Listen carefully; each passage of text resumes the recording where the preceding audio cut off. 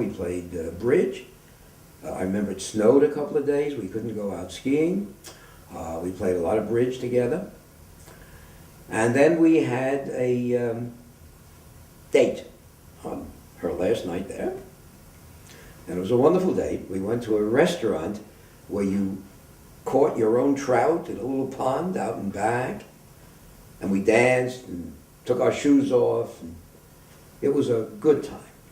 And the next day was Valentine's Day, and I remember I made a handmade Valentine to give her as she got on the bus that was going to take her to train, that was going to take her back to San Francisco, where her plans were to fly on to Hong Kong. So all I was left with was a schedule, where she was going to be. And so I stayed my second week at Sun Valley, and then George and I went off to Squaw Valley, and we skied a few days there. And then I went to San Francisco, and I spent 3 or 4 days there, and Molly was not there. And then I flew back to New Jersey, and back to the shoe store. So this is February of 1954. And Molly and I do not see each other for 14 months.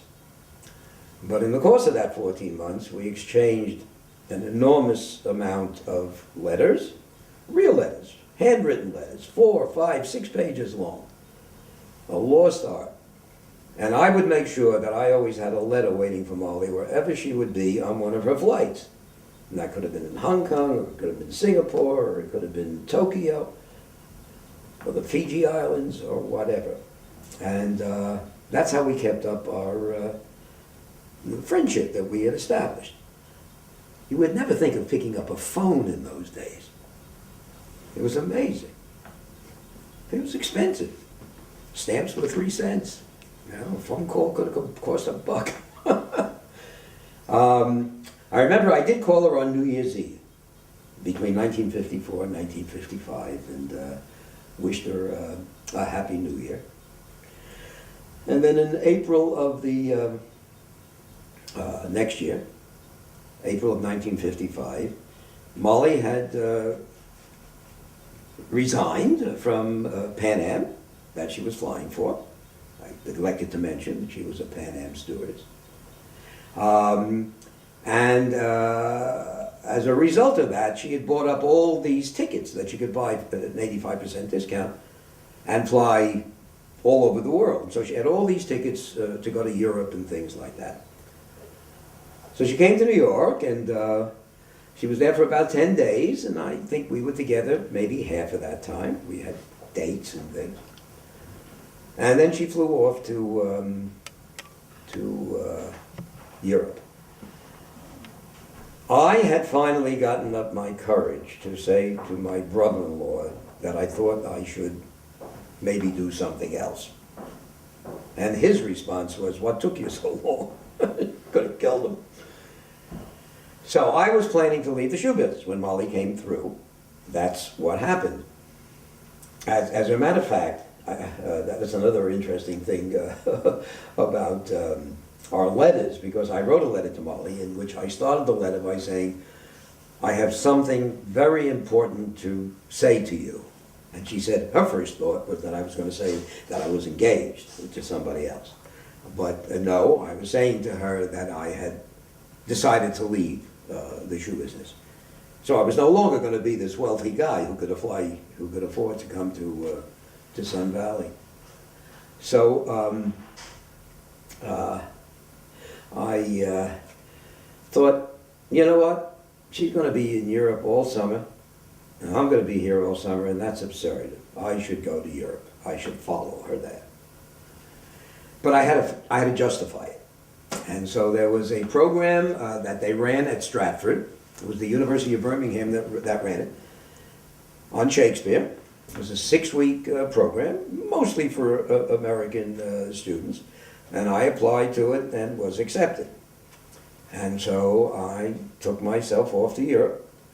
I didn't fly over the way Molly did. I booked myself on a Holland-American ship, the Rhindam. It was a small ship, only about 300 passengers, and it was called a third-class ship because they had like 32 first-class passengers and all the rest of the passengers were in what they called third class. It was $150 to cross over to Europe, 9 days at sea, 3 meals a day, drinks were 10 cents each. We had a great time. It was mostly a bunch of college kids. It was just a wonderful, wonderful crossing.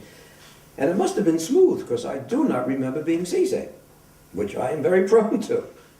But I don't remember it on that crossing. So I arrived in London. Molly and I had planned to meet in Munich. She, meanwhile, had gone over to the east, and she was in Beirut and Greece. But this time, she was flying from Beirut to Munich. And I had the schedule. I knew when she was going to be there. So that morning, I flew from London to Munich, and I had a few hours to wait for her plane to get in. And I remember there was like a wine garden right on the tarmac in the airport. And I sat out there drinking Liebfraumilch, which was the big thing in those days, a very sweet German wine. And eventually a plane came in that seemed to be Molly's because of the schedule and everything like that. Now, of course, all the planes landed on the tarmac in those days. We didn't have those walkways that went into the terminal. And so the stairs came down from the plane, and people started coming out, and eventually it became clear that everybody was off the plane. And I thought, oh, she didn't make the plane. She missed the plane. There isn't another flight for 2-3 days. It was terrible. But about 15 minutes later, down comes Molly, down the stairs, carrying all this loot that she had, and being assisted by, other stewardesses helping her carry everything down. She had a camel saddle. She had a hookah, one of those water pipes, and the most enormous white leather suitcase you can imagine. So we then traveled together through Germany for a few days. We went down the Rhine River, we went to Mainz, we went to Cologne. We finally ended up in Amsterdam. But of course, we also went to Heidelberg. And Heidelberg was the first place where I got a scooter, a motor scooter. I went to rent a motor scooter. And the only place that I could learn the motor scooter was in the garage. Arthur, motor scooter, and beyond, take one. So that's what we did. We toured Heidelberg on the motor scooter, and it was great fun. And then from there we went to Paris, and I got a motor scooter in Paris. And then we went to Brussels, and we motor scooted in Brussels. And from Brussels we went from Brussels to Antwerp on the scooter. It was just great fun. And then eventually we ended up in Amsterdam. And in Amsterdam, we boarded a Holland-American ship that sailed from Amsterdam to Southampton in England. And it was just 24 hours, and we just had a great time. We had wonderful meals, we danced. I mean, it was just like cruising, only it was just a one-day cruise. So then we spent that summer in London, I at school in Stratford, and Molly dropping in every now and then, because she had lots of her things to do that she had planned. She went to Oxford and St. Hilda's College, where she studied Hebrew and things like that. And I went and I visited her there, and I played cricket when I was in Stratford. We had a cricket team, all the Americans who were at the Shakespeare Institute. It was a marvelous season. It was Laurence Olivier and Vivian Leigh they were in Twelfth Night together, Macbeth together, and then he did, and Titus Andronicus. They were in all three of those together. And we went and saw the plays, mixed with the young actors, did a lot of drinking at the Dirty Duck. It was just a wonderful couple of months that we spent in England. And then it was time for me to go back because I had applied to graduate school. So this was all happening when I was leaving the shoe business. I applied to 8 schools. I was accepted at 4. I was accepted at 8, sorry. And I visited 4 schools. I went to Northwestern, Iowa, Denver, and Utah. I went on a driving trip, just me and my car. We made that enormous trip, and I visited all of those places, and I had made my decision to go to Utah because I liked the guy there. I thought he would be the most interesting to study with, and so that was my plan. So that's what I had to do. I got back home to New Jersey. I packed my things and I drove to Salt Lake City and started my doctoral studies at the University of Utah. And sometime in, I'm guessing, probably October, Molly finally came back from Europe. Arrived in New York where her mother met her, and then she and her mother went to see and to meet my mother and father at my sister and brother-in-law's house. So Molly was meeting her future in-laws, although we had nothing official at that time, but we had talked about it. So she was meeting the mishpucha, as we say in Yiddish, without me being there. But apparently they got along very well. The only problem was my family ate so fast that Molly was so far behind because she was such a slow eater. But anyhow, they liked her very much. And her mother then, they went to Chicago, I think, for a while. And then her mother went back to the San Francisco area. And Molly then came on to Salt Lake City. And I think she stayed at least a week, maybe 10 days.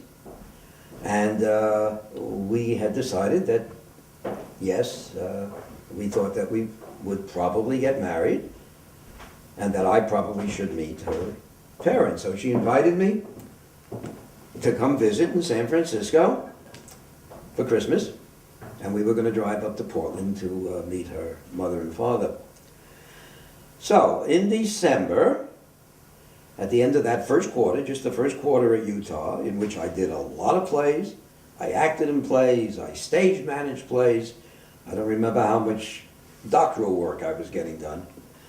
I packed my car with everything I owned except a record player that I couldn't fit in, and started my drive to San Francisco. Now, Salt Lake City, late December, 125 miles of black ice, just skidding all over the place, terrifying. And so I arrived in San Francisco, I bet it was almost 8 o'clock at night, and drove to where Molly was living at that time, in a beautiful Victorian house, and she was on the 3rd floor, and there was no bell that you could ring to open the door downstairs, and so I had to call up to her, and then she threw a key out of the window. And of course I missed the key, it fell in the bushes, and I was so eager, and I'm looking for the damn key. Well, needless to say, I found it. So I began hanging around, and we would go out. Molly would have other dates. We were not officially engaged at that time. And being a very proper girl, she made sure that she kept other lines open. And I saw a number of guys hanging around. And again, just as I did when I was in the shoe business, and I said, you know, you better go to Europe. I said, you better stick around here. So I called Stanford University. I got in touch with the chairman of the department, Norman Philbrick. I went out, I had an interview with him, and in a week I was accepted at Stanford. Can you imagine? So that was 1955. Nowadays, that would not be very, very likely. But I really had a great resume. I mean, that stuff at Smith College, and Hallie Flanagan, I mean, that was all very, very important. And I was older, I was more mature. I was 32 years old. So I never went back to Utah. They're still waiting for me. I'm not sure I ever let them know that I wasn't coming back. It was terrible because I had a fellowship, teaching fellowship. Oh dear.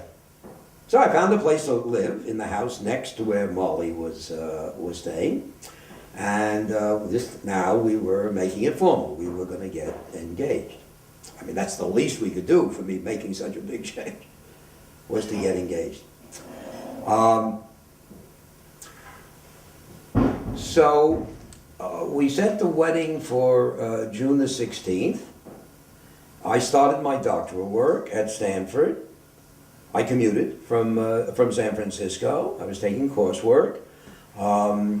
We decided to get married at Stanford Chapel, this beautiful edifice on the Stanford campus. And I had to get a job, because now I had no fellowship, I had no means of income. So Molly got me a job at a shoe store in San Francisco that she had worked at when she was at Berkeley, and even earlier. And so I went to work there, and then that shoe store was opening a new store in a new shopping center at Stanford, called the Stanford Shopping Center. And so it was just perfect, because then I went to work right out in Stanford. So I had this wonderful job at the shoe store. And I think we assumed that we were going to be there for quite some time. Well, somewhere along, I'm guessing February of 1956 now,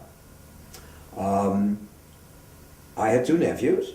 My sister and brother-in-law had two boys, Joseph and Leslie, and they were both attending Rollins College in Winter Park, Florida. My oldest nephew, Joseph, he wrote to me and said that they heard that they were going to be looking for somebody in their little theater arts program. Would I be interested? And I did discuss it with Molly. She says she doesn't remember too much about it, but I did discuss it with her, and I said that I was going to find out about it, whatever. And so I wrote to where I was supposed to write to, at Rollins College, and then didn't hear a word. Didn't hear a word until the day before our wedding. So on June the 15th, I get a telegram, and it was from the president of Rollins College, who said that he was in San Francisco and he would like to meet me at breakfast at the St. Francis Hotel the next morning, the day of our wedding. So on June the 16th, in the morning, my nephew and I we met Hugh McCain, the president of Rollins College, in his room at the St. Francis Hotel in San Francisco, and we chatted, and he was a delightful man, and he asked me what we were doing on our honeymoon. And I said, well, we were driving east, because we were going to drive to spend time with my family, and that we would drive through Las Vegas and New Orleans on our way to New Jersey. And he said, well, why don't you stop by Rollins College? He said, we'll pay half your expenses, which nowadays, of course, I would have laughed in his face. I didn't know anything. Half our expenses from New Orleans to Winter Park, Florida. So, Molly and I started off on our honeymoon in a Chrysler convertible. Was the Chrysler a convertible? Maybe it wasn't. I think it was. I think the Chrysler was a convertible. Our first stop was Las Vegas. We had a wonderful time. I remember we stayed in a motel in Las Vegas at $4 a night and went to the shows at the casinos. We couldn't stay at one of the fancy hotels. We were on a strict budget. And then from Las Vegas, our next major stop was New Orleans, where we spent a few days. We loved it. I think that was our first time together in New Orleans. We had a marvelous time. I remember we went to eat at Arno's, and somebody we knew the guy who was the maitre d' there, and we were just treated royally, and the food was so marvelous, and the whole atmosphere of New Orleans was just terrific.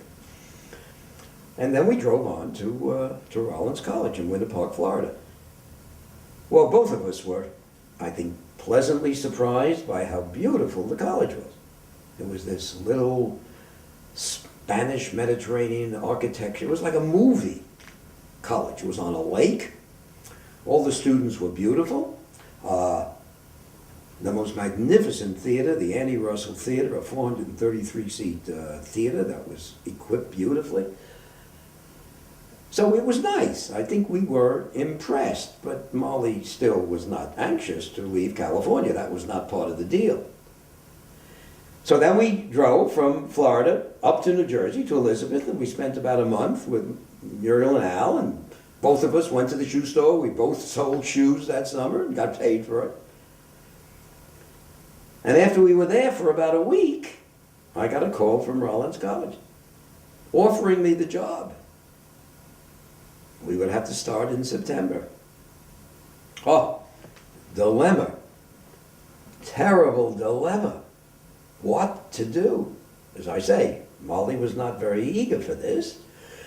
I was acting a little bit more like a responsible adult, and thinking in terms of a job and a student and things. So I said, well, look, I'll call Norman Philbrick, who was the chair, and I'll tell him about it, and he'll tell me to come back. So I did. So I called Norman, and he tells me to take the job. So I thought to myself, Norman doesn't think I can finish a PhD. He tells me to take the job. So that's what we did. So we called the college. I spoke to Hugh McCain, because he did all the negotiating. He did everything. And I was offered, and I was going to be a lecturer, which is a title that you never find anywhere now. I was going to be a lecturer, and he said the salary was between $3,800 and $4,600. That's the way it was offered to me. What do you want? So of course Molly said, say $4,600. But I was a little bit more reluctant about that. And so we settled on $4,200 for the school year at Rollins College. Now mind you, we were still in New Jersey. We had to go all the way back to California, pack up, close the apartments, and drive all the way back to Rollins. And that's what we did that summer. We must have driven 15,000 miles, because we went out of our way. We went through Stratford in Canada. We went to Banff and Lake Louise. We stopped in Portland and visited Molly's parents before we went back down to San Francisco. And then we came back through New Orleans. We stopped again in New Orleans on our way back to Rollins College. And so in September of 1956, we arrived at Rollins College in Winter Park, Florida. Can you stop it? Arthur, California, and beyond, take one. So, Arthur, California, and beyond, take two. So thus began my 19-year tenure, if you will, both literally and figuratively, at the University of California, San Diego. That first year, well, a few things happened. Of course, we had to have housing, and so we bought a house in the Del Mar Heights section of San Diego, actually, even though it was called Del Mar Heights. It was not in old Del Mar, I should say oldie Del Mar. It was nice, about a 2,400 square foot house. We sold the house in Cherry Hill, which we had bought for about $32,000. We sold that for about $55,000 when we left, including the basement that flooded, which we did not disclose, because you didn't have to disclose in those days. We just wanted to get away before there was a good solid rain. And we bought the house in Del Mar Heights for $58,000. Couldn't get our heads around doing something a little bit bigger, like buy a house in La Jolla, which many people did, and very wisely. You got 38,000, right? Well, whatever is coming from the other side. No, we paid $58,000 for that. Here, but in New Jersey.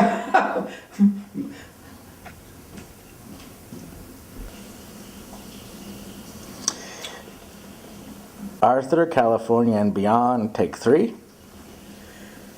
And thus began our 19-year tenure, both literally and figuratively, at the University of California, San Diego, where I had come to start a department of drama. First thing we had to do, of course, was buy a house. And we ended up buying a house in Del Mar Heights, which is not in old Del Mar, but in the San Diego part of Del Mar, because we had finally sold the house in Cherry Hill, New Jersey for, I think, $55,000. We had paid $32,000 for it. And we couldn't get our heads around spending a lot more money, so we bought a house for $58,000. What we should have done, of course, was bought a house in La Jolla. But that was beyond our kinds of thinking in those days. So once we moved into the house, we settled down, and the department was then made up of 4 people. There was Eric Christmas, I think, who I mentioned before, and Floyd Gaffney, who had called me about the job here. And I got to hire a designer. And I hired Dan Dryden out of University of Wisconsin, where the head of the design program there, John Ezell, had been my designer. I think he was the second designer that I had, the first one that I hired at Rollins College. And of course, Dan was terrific. He only stayed about, about 4 years or so. But he did wonderful work while he was there. And of course, his wife, Debbie Dryden, came along with him, although we didn't have a position for her in the beginning. She did the costumes on a sort of a contract basis, and then some 4 years later, 3 years later, we were able to hire Debbie in a full-time position. So that was the makeup of the department. 4. And I had been told by John Stewart, who was the chair of the search committee that hired me, that maybe the faculty would grow to 7. So over the next 5 years that I was chair, before rotating out, in those first 4 years we grew to 11. So we were already over the maximum that he said that we would have. And it was just a very exciting time. We immediately started the undergraduate program. That started right from the word go.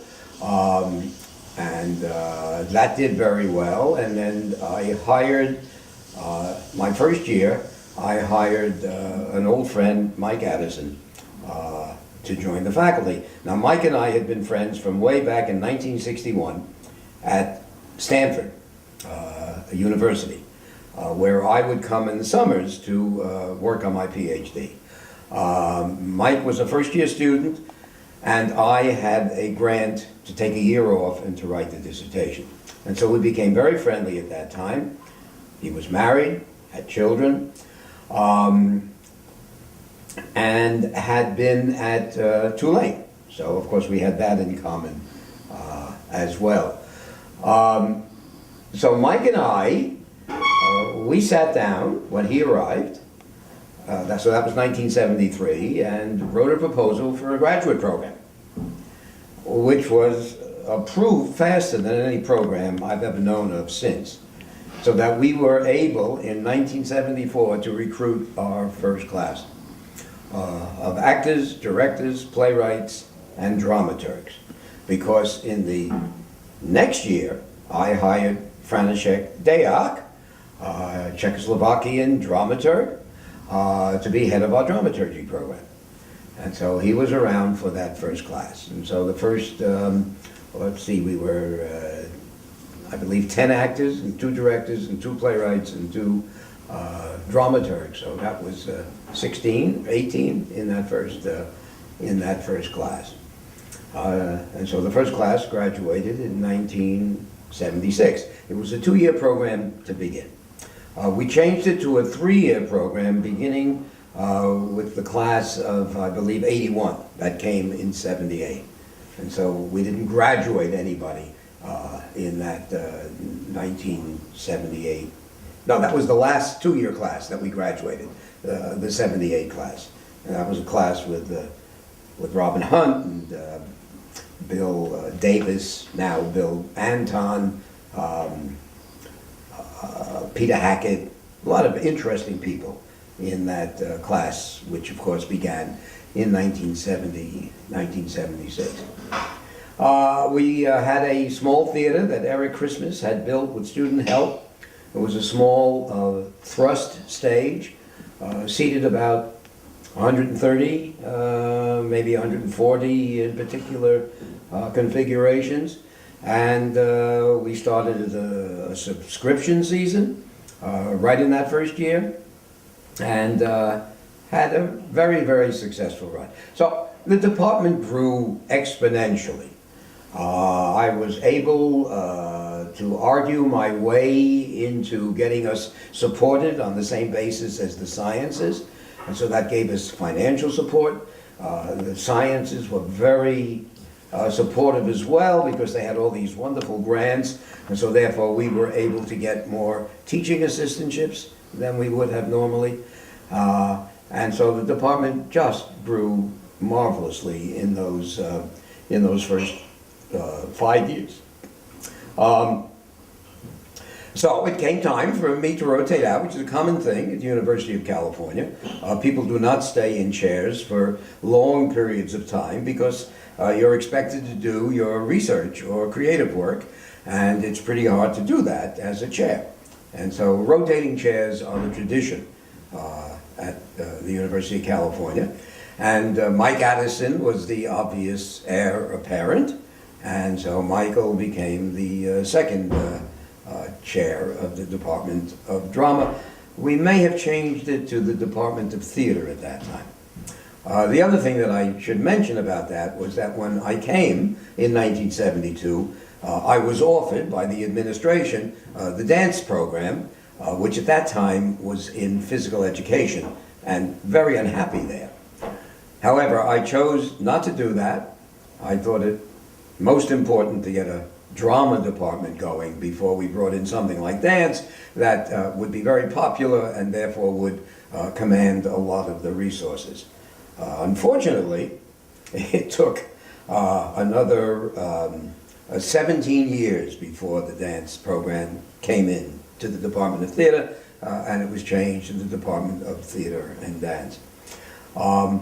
In 1979, before that, in 1975, we had been living for 3 years in the house in Del Mar Heights, realizing we had made a mistake in doing that and that we should have gotten a house either in La Jolla or in Old Del Mar. We began looking for a new house in Old Del Mar.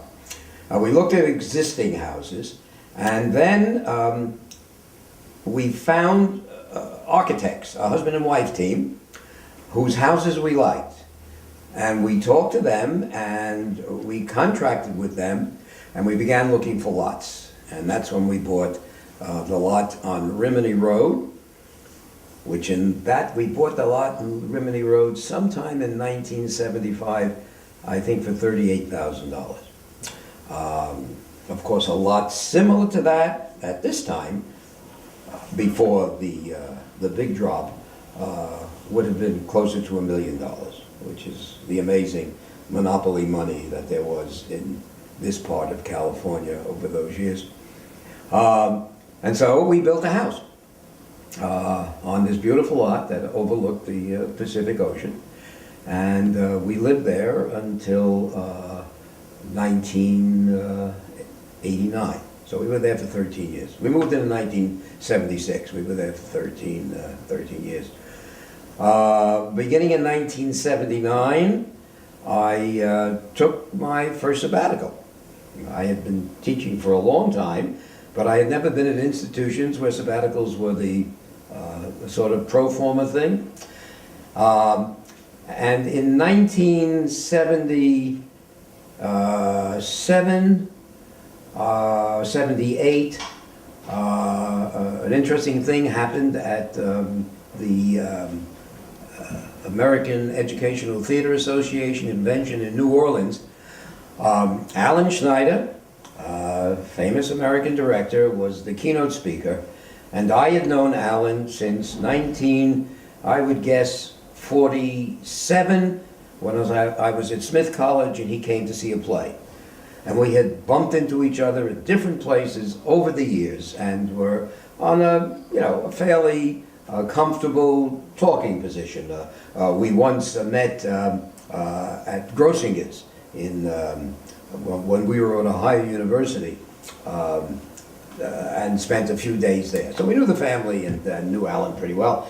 So we were going out to somebody's birthday party, and Alan got out of a cab, and we said hello, and he said, "Oh, I need to talk to you." I said, "Okay, I'll